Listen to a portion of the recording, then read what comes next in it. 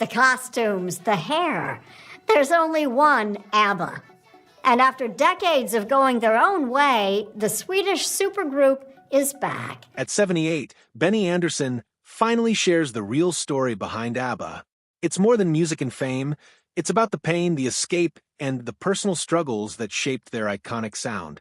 For decades, fans have danced to the sparkling rhythms and unforgettable melodies, but beneath the glittering surface was a man quietly fighting his own battles. Benny reveals the hidden truths we've long sensed, but never truly heard before. Now, for the first time, he reveals the hidden feelings and experiences behind one of the world's most iconic bands. If this kind of story touches your heart, if you're someone who cares about truth, responsibility, and speaking up for the voiceless, please like this video, subscribe to our channel StarVault TV, and share it with someone who should hear it. Let's get started. Before ABBA became the global music machine that it is now, Benny Andersson was merely a boy enchanted with melodies, not with fame. Raised in Sweden, he was exposed to folk songs, classical music, and the rhythms of the accordion at family gatherings. Church harmonies seeped into his subconscious, providing him with a natural ear for structure and emotion well before he ever laid hands on a synthesizer. Whereas the world would eventually harmonize along with Dancing Queen, Benny's earliest musical inspirations were found in traditional Scandinavian music.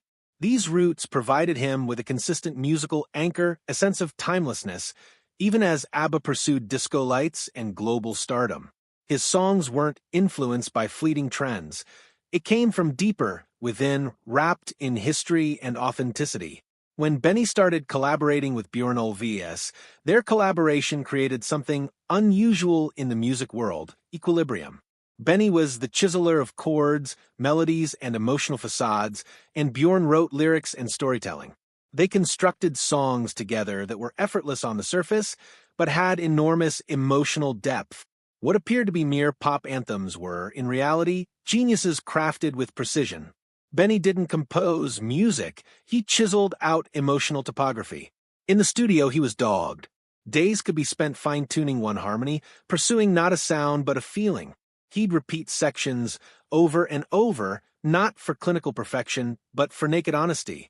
Every track was a message, even if listeners didn't always get its full intent.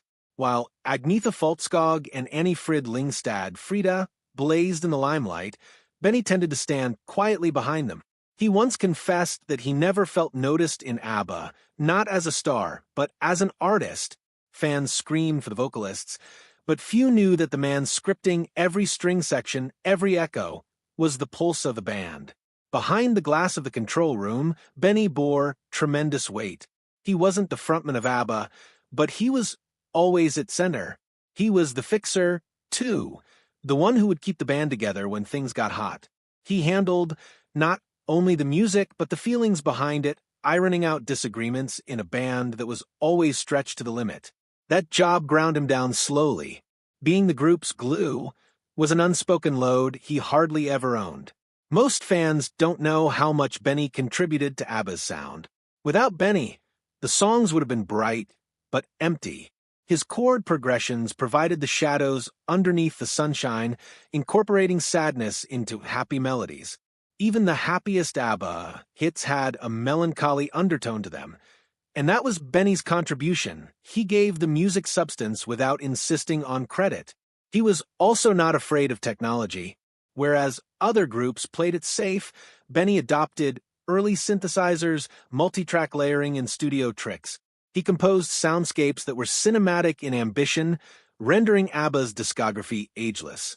Silence itself was one of his instruments. Benny understood when to recess, when to allow a melody to breathe. That restraint gave the songs more humanity, establishing trust with listeners who were led through peaks and troughs. In subsequent interviews, Benny confessed a deep truth. He employed music to sift through emotions that he could not articulate in life. While his bandmates tended to tackle emotions head-on, Benny hid behind melodies. For him, the piano was a voice, one that enabled him to speak the unutterable. This alters the way we perceive ABBA's music. Beneath the veneer of perfection lay a man who was not aloof because he did not care. He was aloof because music was safer than exposure.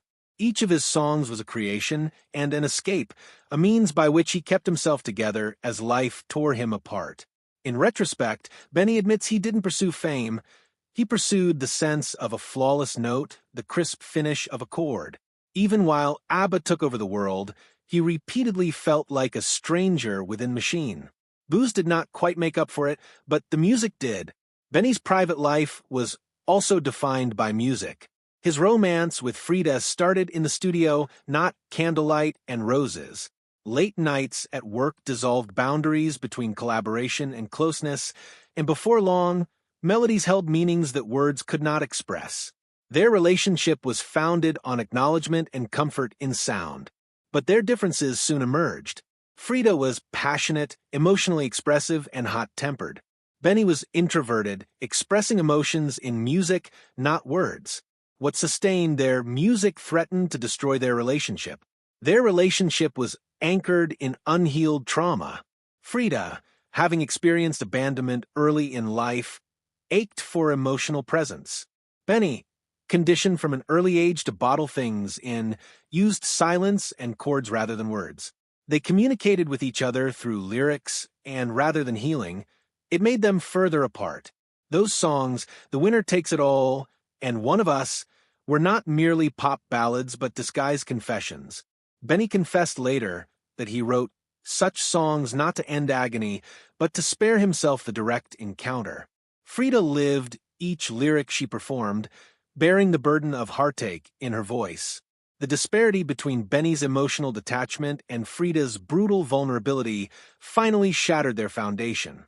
He later admitted, "I gave my best lines to songs, not to the people who needed to hear them." That chilling confession recontextualizes their story. Benny wasn't mean, he was scared. Scared of being openly himself, scared of being vulnerable. Music was his armor, but it came at the expense of intimacy. The fans would always conjecture about rivalry between Agnetha and Frida, but the actual silent battle was Benny's. He was not fighting his band members, he was fighting perception. The world loved the women of ABBA, their beauty, their voices, their fashion sense. Meanwhile, Benny and Bjorn were relegated to the men behind the music, their faces routinely overlooked behind the brand. Whatever number of hits they had written, Benny became invisible. He wasn't resentful of the women. Instead, he was offended by how easily his role was washed away. Critics wrote off ABBA as catchy pop fluff, but Benny's music was anything but superficial. He invested pain, yearning, and discipline into every note. Being defined as the cold brain behind ABBA hurt him severely. He was not mechanical, he was expressive, but the world didn't notice. As the years passed, he ceased to struggle for acknowledgement. He moved on to new works, musicals, film scores, orchestras, places where he had complete creative freedom. And yet, still he felt frustrated. He had crafted feelings that reached millions, but his own reputation hung precarious, half-concealed under the sheen of renown. By the late 70s, however, ABBA's success was unstoppable, yet behind the glitz, burnout ensued. Traveling wore them down. The music became less about passion and more about duty. Benny remembers finding that the spark had gone out, that the songs no longer felt genuine. ABBA's demise wasn't cataclysmic, it was gradual. They never gathered for an ultimatum talk.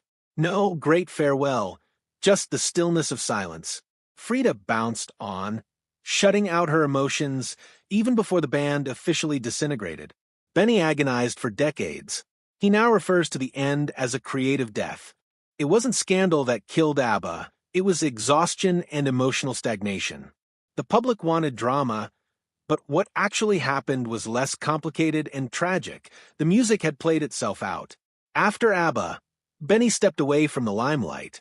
He submerged himself in theater, orchestras, and film scores, music unencumbered by tabloids, adoration, and shattered relationships. Plays such as Chess and Christina Fran, De Vemela, became not only art, but also therapy. In the 90s, Benny even wrote a journal full of unwritten letters to his old bandmates, letters brimming with guilt, frustration, and forbidden love. These pages enabled him to work through feelings he had long suppressed. With age came freedom. He no longer pursued stardom.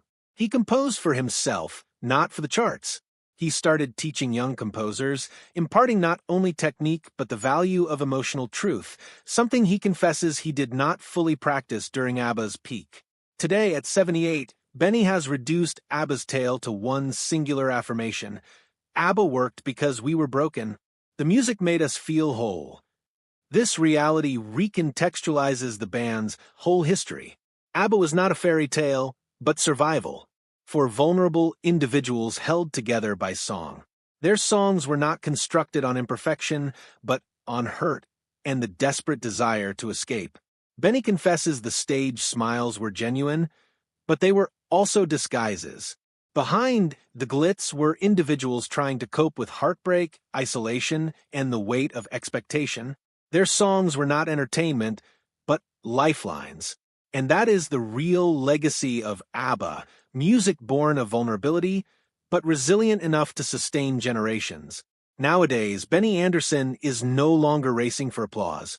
He is racing for truth. In telling his tale, he doesn't demolish ABBA's mythology, he enriches it. He reminds us that the group wasn't infallible, but profoundly human. ABBA didn't collapse due to fame or scandal. It collapsed because the individuals within it were too human, too exposed, too real. The music was their therapy, their armor, their salvation. But ultimately, even music could not rescue them from themselves. What is left behind, though, is eternal. ABBA's music remains, bearing within it the whispers of Benny's silent struggles, his buried feelings, and his unspoken truth. For the first time ever, we are finally hearing the complete tale, not only the harmony but the humanity that lies behind it.